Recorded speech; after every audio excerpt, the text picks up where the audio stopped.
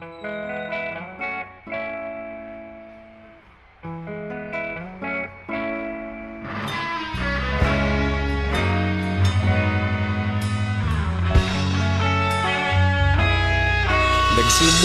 ang lahat sa eskwela, nagsama-samang 12 sa kalokohan at sa tuksuhan, hindi maawat sa isa't isa. Madalas ang standby sa cafeteria, isang barkada na kay saya.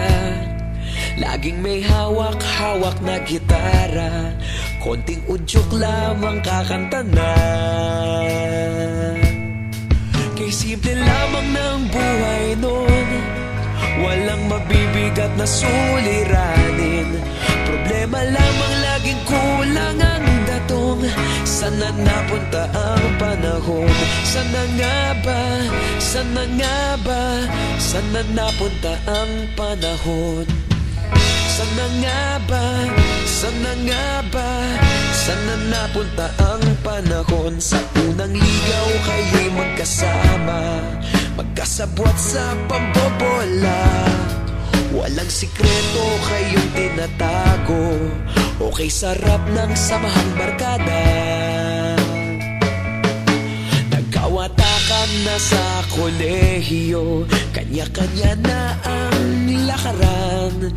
Kahit minsanan na lang kung magkita, pagkakaibigay hindi nawala.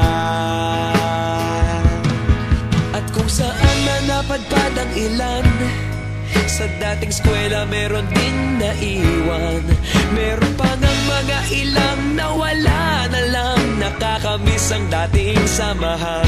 Sana nga ba? Sana nga ba? Sana nga bang barkada ngayon?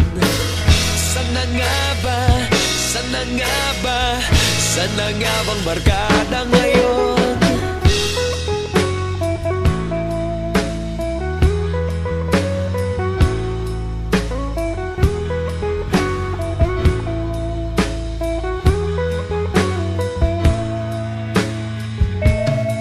Ilang taon din ang nakalipas, wala pa sa aming tatay na nagsusumikap upang yumaman at guminhawang kinabukasan. Paminsan-minsan kami nagkikita, mga naiwan at natira.